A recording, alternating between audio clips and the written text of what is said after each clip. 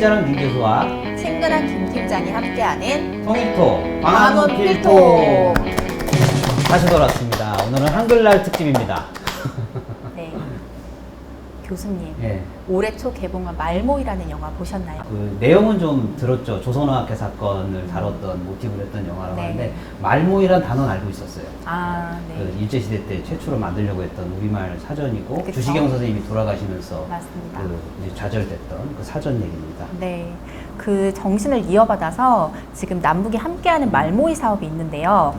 남북이 공동으로 최초의 우리말 사전을 만드는 그 작업이 진행 중에 있는데요. 바로 결의말 큰사전 편찬 사업입니다. 정도상 부의사장님 모셨습니다.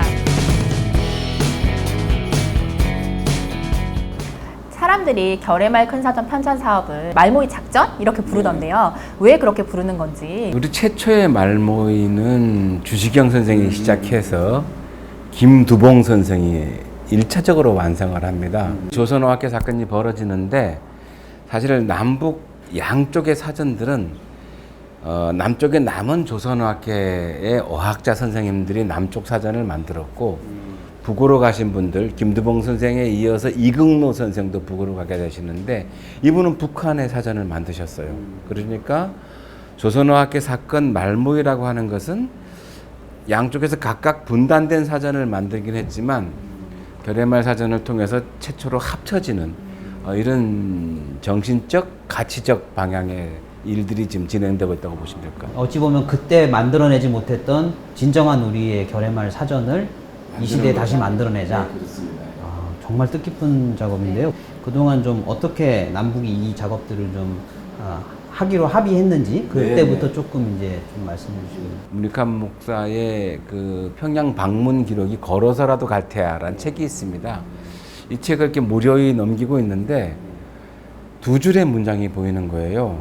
남북 공동 국어 사전 사업을 김일성 주석에게 제안, 김일성 주석이 동의, 이게 전부 다예요. 저는 그 문장 앞에 어떤 전율 같은 걸 느꼈어요. 이것이야말로 통일을 준비하는 진짜 사업이다 라는 생각이 들어서 그때부터 북쪽 민하협 사람들하고 실무 접촉을 할 때마다 이 얘기를 했습니다.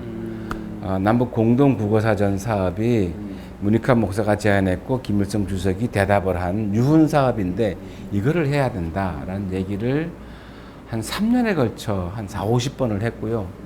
그 다음에 2003년 7월에 평양에 문성건 선배랑 같이 갔을 때 문익환 목사님의 부인인 박용길 장로가 김정일 국방위원장한테 친서를 씁니다. 이 사업을 하게 해달라고. 이것이 전달되고 나서 오래지 않아서 북에서 이 사업을 합시다 라고 이제 결정을 하게 되죠. 남북 공동 국어사전을 만들려면은 자, 우리 남쪽은 표준국어 대사전이고 그래서 표준어 정책을 쓰고 있고 북은 조선말 대사전인데 문화어 정책을 쓰고 있어요.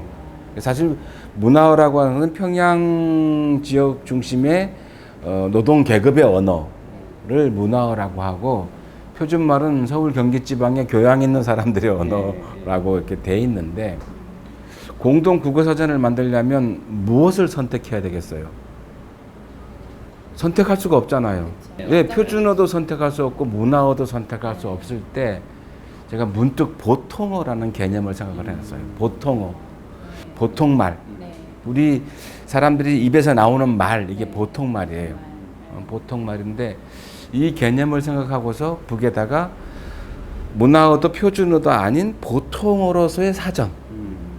이것을 총괄하는 말이 뭘까 고민하다가 결의말이라고 하는 단어를 생각을 해놓은 거죠, 이제.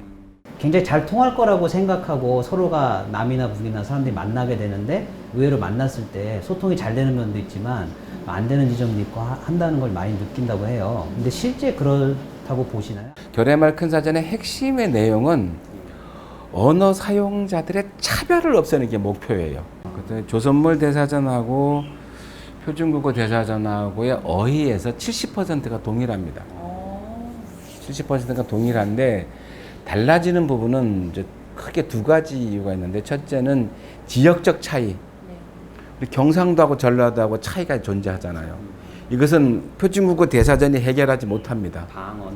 예, 지역적 차이가 존재하는 것이 있고, 두 번째는 우리는 영어 기반의 온갖 기술 전문 용어, 정치 언어가 발달돼 있고, 북은 러시아어 기반으로 발달해 가는 거예요.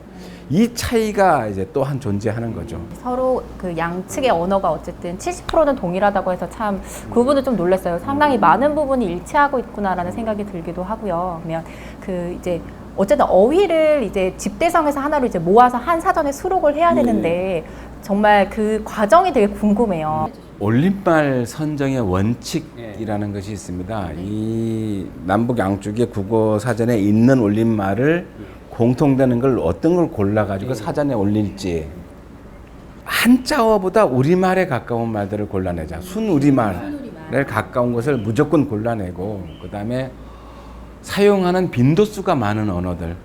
순우리말. 우리가 예를 들어서 사랑한다란 말, 사랑이란 말은 빈도수가 엄청 많잖아요. 사랑한다라는 말보다 사모한다는 빈도수가 확 떨어져요.